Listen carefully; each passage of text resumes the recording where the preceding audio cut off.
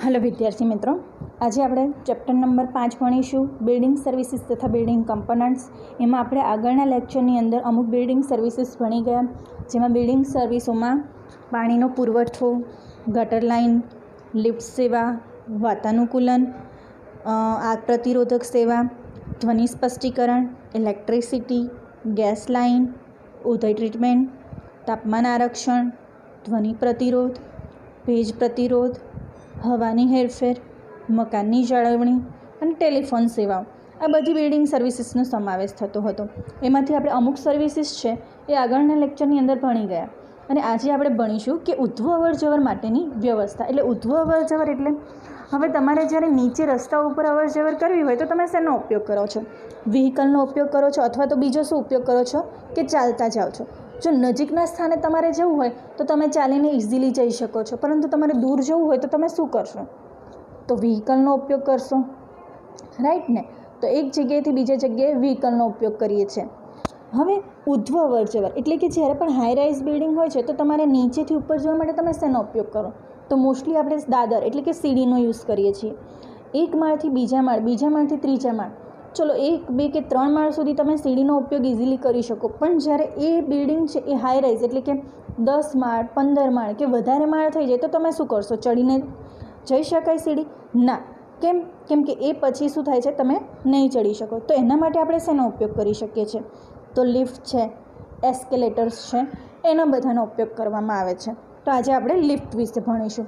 તો સામાન્ય રીતે 3-4 માળના મકાનો માટે ઉધ્વ અવર જવર માટે આપણે દાદરનો ઉપયોગ કરવામાં આવે છે, પરંતુ બહુમાળી મકાનો માટે દાદર ઉપરાંત લિફ્ટ બનાવવી બાયલોઝ પ્રમાણે ફરજિયાત હોય છે, એટલે કે બિલ્ડિંગ બાયલોઝ પ્રમાણે લિફ્ટની જરૂરી હોય છે।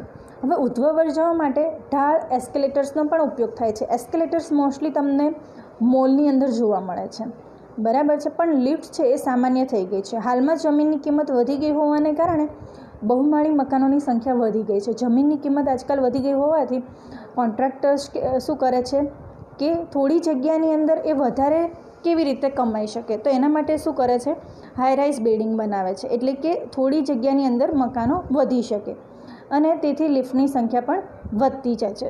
તો લિફ્ટનું સ્થાન, તો તમે લિફ્ટની ગોઠવણી કરો છો તો એ કઈ જગ્યાએ મૂકવી, એનું સ્થાન ક્યાં હોવું જોઈએ, એના માટે કયા કયા પેરામીટર્સ ધ્યાનમાં રાખવામાં આવે છે, તો આજે આપણે એ જોઈએ।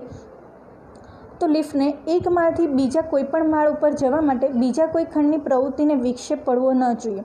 એટલે તમે જ્યારે પણ એક માળથી બીજા માળે જાઓ છો તો માળ ઉપર જતી વખતે બીજા કોઈ ખંડ એટલે કે એના સિવાયનો કોઈ ખંડ છે તેની પ્રવૃત્તિ એટલે કે જે પણ જઈએ છીએ ઉપરથી નીચે એના લીધે બીજાની પ્રવૃત્તિમાં વિક્ષેપ પડવો ન જોઈએ। બહારની વ્યક્તિને બહારથી જ લિફ્ટનું સ્થાન સ્પષ્ટ દેખાવું જોઈએ, એટલે બહારથી કોઈ બી વ્યક્તિ આવે છે તો એને લિફ્ટ શોધવી ના પડે, એનું સ્થાન એને ઇઝીલી જોઈ શકે એવી રીતે રાખવું જોઈએ। લિફ્ટ દાદર સાથે સંલગ્ન હોય તે ઈચ્છનીય છે, એટલે લિફ્ટ છે એ દાદરની નજીક જ હોવું જોઈએ। ઉપરોક્ત મુદ્દા ધ્યાનમાં લેતા લિફ્ટનું સ્થાન મકાનની આગળના ભાગમાં પ્રવેશની નજીક હોવું જોઈએ, એટલે કે જ્યાં પણ એન્ટ્રી હોય ત્યાં નજીક હોવું જોઈએ। લિફ્ટનું સ્થાન છે એ મકાનની મધ્યમાં હોય તો કોઈપણ ખંડમાંથી લિફ્ટમાં આવવા જવાનું અંતર ઘટી શકે, એટલે કે લિફ્ટનું સ્થાન છે ક્યાં હોવું જોઈએ? મકાનની વચ્ચે, અથવા તો ફ્લેટ હોય એમાં ક્યાં હોવું જોઈએ? વચ્ચે, એટલે કે કોઈ પણ બીજા મકાનવાળા છે એને ઇઝીલી ત્યાં સુધી પહોંચી શકે। બીજું, ભોયતળિયે જે લિફ્ટ છે એનું સ્થાન આસપાસના જમીન લેવલ એટલે કે લિફ્ટનું અને જમીનનું લેવલ છે એના કરતાં લિફ્ટનું લેવલ કેવું હોવું જોઈએ? ઊંચું, જેનાથી વરસાદનું પાણી છે લિફ્ટ વેલની અંદર જતાં અટકાવી શકાય। હવે સલામતી, તો સલામતીમાં શું આવશે? તો આગ સામે લાંબા સમય ટકી શકે તેવી સામગ્રીનો ઉપયોગ કરીને લિફ્ટ બનાવેલી હોવી જોઈએ, એટલે જે પણ લિફ્ટ બનાવો છો એ આગ પ્રતિરોધક મટીરિયલની જ બનેલી હોવી જોઈએ। લિફ્ટના બારણા સ્લાઇડિંગ પ્રકારના હોવા જોઈએ, જેથી અકસ્માતો ઘટે, એટલે કે સ્લાઇડિંગ ડોર હોય તો અકસ્માત ઘટાડી શકાય। એકથી વધુ માળ પરથી લિફ્ટ એક સાથે ચાલુ કરવામાં આવે, એટલે ધારો કે વધારે હાઈ રાઇઝ બિલ્ડિંગ છે તો દરેક જગ્યાએ અલગ અલગ વ્યક્તિઓ ઊભા હશે, તો એક સાથે ત્યાંથી ઓપરેટ થતી હશે, કોઈ સેકન્ડ ફ્લોર ઉપર હોય, કોઈ થર્ડ ફ્લોર ઉપર હોય, તો કે કોઈ ફોર્થ ફ્લોર ઉપર હોય, તો એકથી વધુ માળ પર લિફ્ટ એક સાથે ચાલુ કરવામાં આવે તો વહેલા તે પહેલા ક્રમે લિફ્ટનું સંચાલન થવું જોઈએ, એટલે જે પણ વહેલા એ પ્રમાણે એનું સંચાલન થવું જોઈએ।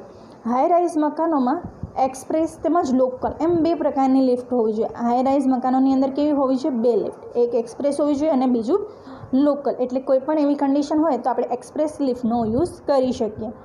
કોઈપણ કારણસર લિફ્ટ બંધ પડે તો ઓછામાં ઓછા સમયમાં ફરીથી ચાલુ થઈ જાય તે પ્રકારની વ્યવસ્થા હોવી જોઈએ. અને ફાયર લિફ્ટના ધોરણો છે એ નેશનલ બિલ્ડિંગ કોડ પ્રમાણે હોવા જોઈએ.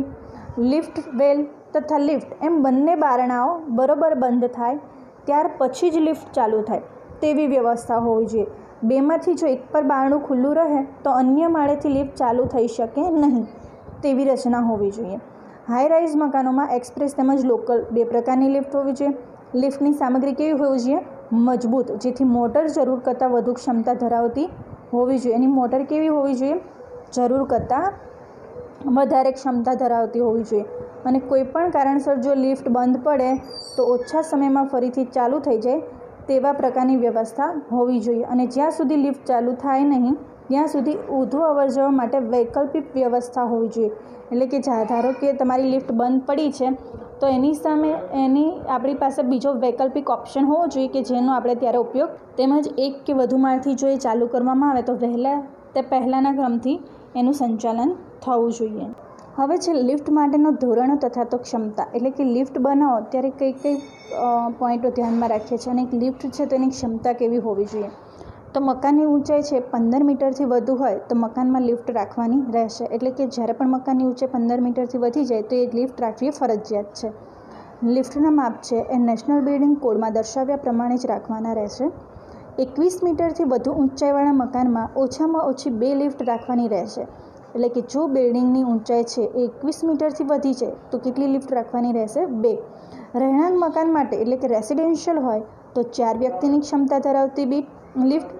અને જો અન્ય પ્રકાર એટલે કે ભીડભાડવાળી જગ્યા હોય, ધારો કે થિયેટર્સ છે કે મોલ છે કે ગમે તે હોય જ્યાં ભીડ થતી હોય તો ત્યાં ઓછામાં ઓછી 8 વ્યક્તિઓની ક્ષમતા ધરાવતી લિફ્ટ રાખવાની રહેશે. રહેણાંક મકાનો માટે બધા માળ પરના 20 ટેનામેન્ટ કે તેના ભાગ દીઠ એક લિફ્ટ રાખવાની રહેશે. અન્ય મકાનો માટે 1000 ચોરસ મીટર બિલ્ટઅપ એરિયા કે તેના ભાગ દીઠ એક લિફ્ટ રાખવાની રહેશે. લિફ્ટની સંખ્યાની ગણતરી કરતી વખતે મકાનનું ભોંયતળિયું, તેની ઉપરના 2 માળ આવેલા ટેનામેન્ટ અને તેમના ક્ષેત્રફળ ધ્યાનમાં લેવામાં આવશે નહીં. લિફ્ટની શરૂઆત ભોંયતળિયાથી જ કરવાની રહેશે. લિફ્ટના માપ છે બિલ્ડિંગ કોડ પ્રમાણે હોવા જોઈએ. અને લો રાઇઝ મકાન હોય તો રહેણાંક મકાન માટે ઓછામાં ઓછી 4 વ્યક્તિ અને હાઈ રાઇઝ બિલ્ડિંગ અને જે પણ જગ્યાએ વ્યક્તિઓની ભીડ વધારે હોય તો ત્યાં 8 વ્યક્તિઓની ક્ષમતા ધરાવતી લિફ્ટ મૂકવામાં આવે છે. અને બીજું કે આજે આપણે ભણ્યા કે ઉધ્વ અવર જવર માટેની વ્યવસ્થા. એમાં આપણે જોયું કે ઉધ્વ અવર જવર માટે કઈ વ્યવસ્થાઓ હોય છે. સીડી હોય છે, એસ્કેલેટર્સ હોય છે, લિફ્ટ હોય છે. જો બહુમાળી બિલ્ડિંગ નથી તો આપણે સામાન્ય રીતે સીડીનો પણ ઉપયોગ કરી શકીએ છીએ. અને જો બહુમાળી ઉપયોગ હોય તો આપણે મોસ્ટલી દાદરનો ઉપયોગ કરીએ છીએ અથવા તો એસ્કેલેટર્સનો ઉપયોગ કરીએ છીએ. એસ્કેલેટર્સ મોસ્ટલી મોલની અંદર યુઝ કરવામાં આવે છે. હાઈ રાઇઝ બિલ્ડિંગની અંદર આપણે એસ્કેલેટર્સનો ઉપયોગ કરી શકતા નથી. અને આજકાલ જમીનનો ભાવ વધી ગયો છે અને જમીનના કારણે વધ્યો હોવાથી બહુમાળી મકાનોની સંખ્યા વધી ગઈ છે. અને બહુમાળી મકાનોની સંખ્યા વધવાથી સામે લિફ્ટની સંખ્યા પણ વધતી જાય છે. તો જ્યારે પણ આપણે એક લિફ્ટ હોય તો એની ડિઝાઇન કરતા હોઈએ તો એનું સ્થાન ક્યાં હોવું જોઈએ. તો એના માટે આપણે ફરીથી જોઈએ તો ખંડની પ્રવૃત્તિઓમાં વિક્ષેપ ન થવો જોઈએ. બીજો પોઈન્ટ, મકાનની બહાર તથા અંદર સીધો પ્રવેશ હોવો જોઈએ. એટલે કે બહાર તથા અંદર સીધો પ્રવેશ હોવો જોઈએ. અને બહારથી કોઈ વ્યક્તિ આવે છે તો એને ઇઝીલી રીતે એને લિફ્ટ છે એ જોઈ શકે એ રીતે હોવો જોઈએ. બહારથી સ્થાન જોઈ શકાય. દાદર સાથે સંલગ્ન હોવો જોઈએ. એટલે કે લિફ્ટ અને દાદર બંને કેવા હોવા જોઈએ? સંલગ્ન. મકાનમાં પ્રવેશની નજીક હોવું જોઈએ. મકાનની મધ્યમાં હોવું જોઈએ.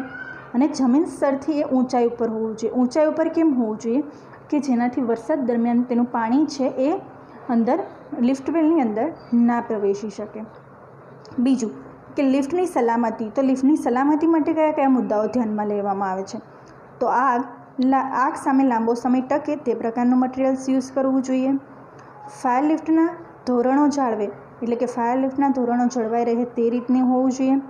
સ્લાઇડિંગ ડોર યુઝ કરવાના હોય છે. એટલે કે સ્લાઇડિંગ ડોર યુઝ કરીએ તો આપણે મોસ્ટલી આપણે સ્લાઇડિંગ ડોર યુઝ કરવાથી ઇઝીલી રીતે આપણે અવર જવર થઈ શકે, બરાબર છે. અને બારણા બંધ થાય પછી જ લિફ્ટ ચાલુ થાય એ પ્રકારની વ્યવસ્થા હોવી જોઈએ. બીજું, જે પણ લિફ્ટ બનાવો છો એના માટેની સામગ્રી છે મજબૂત હોવી જોઈએ અને એનું મેન્ટેનન્સ કેવું થઈ જવું જોઈએ, ઝડપી. એટલે કે જો લિફ્ટ બંધ પડે તો ઇઝીલી આપણે ફરીથી ચાલુ કરી શકીએ, એનું મેન્ટેનન્સ ઝડપી હોય તે રીતે બનાવવું જોઈએ. પછી છે લિફ્ટની ક્ષમતા. તો લિફ્ટની ક્ષમતા માટે આપણે કયા કયા ધોરણો ધ્યાનમાં રાખવામાં આવે છે? તો 15 મીટરથી વધુ ઊંચાઈ ધરાવતા માટે લિફ્ટ કેવી છે? ફરજિયાત છે. 20 ટેનામેન્ટ કે તેના ભાગ દીઠ એક લિફ્ટ, એટલે કે 20 ટેનામેન્ટ હોય, 20 મકાન, તો એના વચ્ચે એક લિફ્ટ જરૂરી છે. 1000 ચોરસ મીટર બિલ્ટઅપ એરિયા કે તેના ભાગ દીઠ એક, એટલે કે અન્ય મકાન માટે ઓછામાં ઓછી 4 વ્યક્તિઓની ક્ષમતા ધરાવતી લિફ્ટ, એટલે કે રેસિડેન્શિયલ હોય તો ઓછામાં ઓછી 4 વ્યક્તિઓની ક્ષમતા ધરાવતી લિફ્ટ. અને જ્યાં પણ ભીડભાડવાળી જગ્યા છે, હાઈ રાઇઝ બિલ્ડિંગ છે, તો ત્યાં 8 વ્યક્તિઓની ક્ષમતા ધરાવતી લિફ્ટ.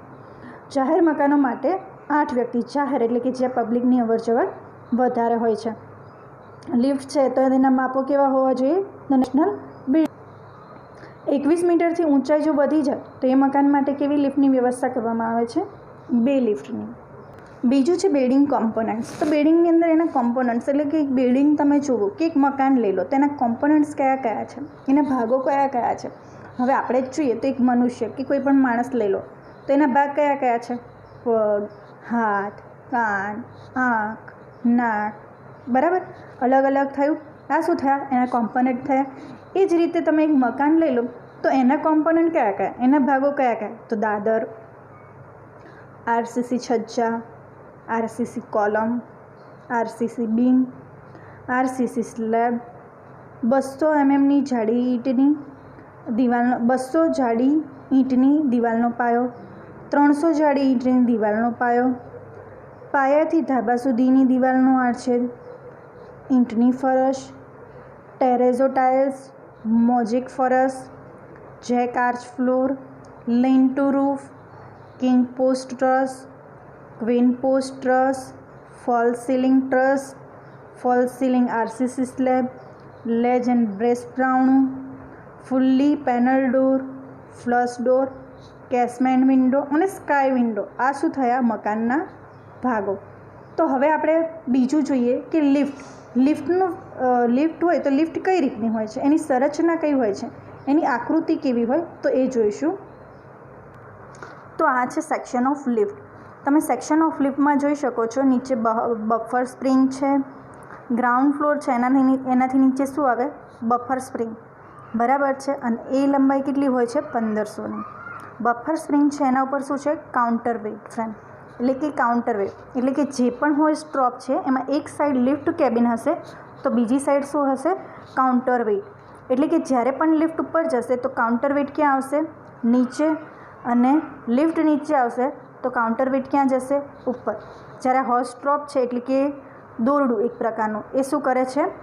લિફ્ટને ઉપર નીચે કરવામાં મદદરૂપ થાય છે. પછી છે કોલેપ્સિબલ ડોર્સ, એટલે કે ત્યાંથી આપણે અંદર પ્રવેશી શકીએ અને બહાર આવી શકીએ.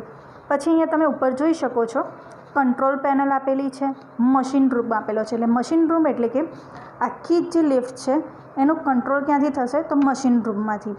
અને આ છે એ એક્ઝામની અંદર પૂછાય છે. સેક્શન ઓફ લિફ્ટ, આકૃતિ દોરો તો તમારે આ કરવાનું રહેશે, જેની અંદર તમારે hoist drop, lift cabin, counter weight frame pit, control panel, machine room, lifting machine, બરાબર છે. આ બધું જ તમારું ડ્રો કરવાનું રહેશે. અને લિફ્ટ છે તો એના ધારાધોરણ જે પણ આપણે શીખ્યા એ તમારે ભણવાના રહેશે. અને બીજું આપણે જોયું કે મકાનના કોમ્પોનન્ટ્સ, તો જે મકાનના કોમ્પોનન્ટ્સ છે તો એ જે પણ છે એ તમારી બુકની અંદર તમારે આપેલા છે.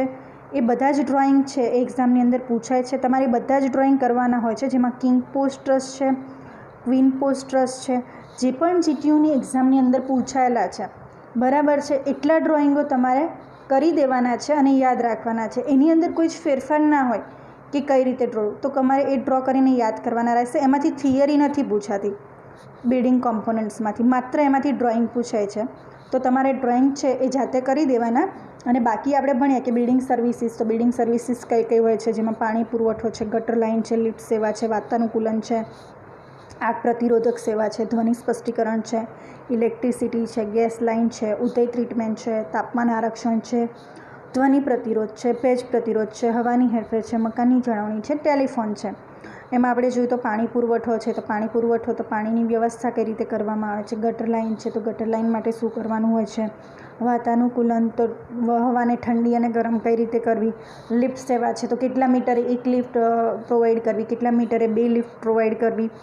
બીજું જોઈએ તો ગેસ લાઇન છે, ઉધઈ ટ્રીટમેન્ટ છે, તો હાઈ રાઇઝ બિલ્ડિંગ કે કોઈ પણ બિલ્ડિંગ તમે લઈ લો તો ત્યાં ઉધઈ લાગતી હોય તો ઉધઈ ટ્રીટમેન્ટ પણ કરવી પડે છે. તાપમાન આરક્ષણ છે, ધ્વનિ પ્રતિરોધક છે, બરાબર છે. તો બિલ્ડિંગ સર્વિસીસની અંદર બિલ્ડિંગ સર્વિસીસ કઈ કઈ આવે છે તો એ રીતે ક્વેશ્ચન પૂછાય તો તમારે બિલ્ડિંગ સર્વિસીસની યાદી બનાવો તો તમારે એના અંદર આ બધી યાદી મેં તમને હમણાં જણાવ્યું એ બધી લખવાની રહેશે. અને અલગથી પૂછાય કે લિફ્ટની સલામતી માટેના મુદ્દાઓ જણાવો કે લિફ્ટને તમે 15 મીટરની હોય તો તમે કેટલી લિફ્ટ પ્રોવાઈડ કરશો, 21 મીટરની હાઈ રાઇઝ બિલ્ડિંગ હોય તો તમે કેટલી લિફ્ટ પ્રોવાઈડ કરશો. પછી વાતાનુકૂલનની પદ્ધતિઓ કઈ કઈ છે. પછી બીજું આપણે જોયું કે આગ પ્રતિરોધક તો આગ સામે ટકી શકે એના માટેના પગલાઓ કયા કયા છે. એના આગ સામે સલામતી મેળવવા માટે તમે શું ધ્યાનમાં રાખશો, એક બિલ્ડિંગ તમે ડિઝાઇન કરો તો એ કઈ રીતનું હોવું જોઈએ, બરાબર છે. તો આ બધા જ ક્વેશ્ચનો છે, મોસ્ટ IMP છે જે GTUની અંદર પૂછાય છે, બરાબર છે. તો આ હતું તમારું chapter number 5 building services and building components, જેમાં બિલ્ડિંગ કોમ્પોનન્ટ્સ છે એની ફિગર યાદ કરવાની છે અને બિલ્ડિંગ સર્વિસીસની અંદર જે પણ આજે ભણ્યા એટલું તમારે કરવાનું છે.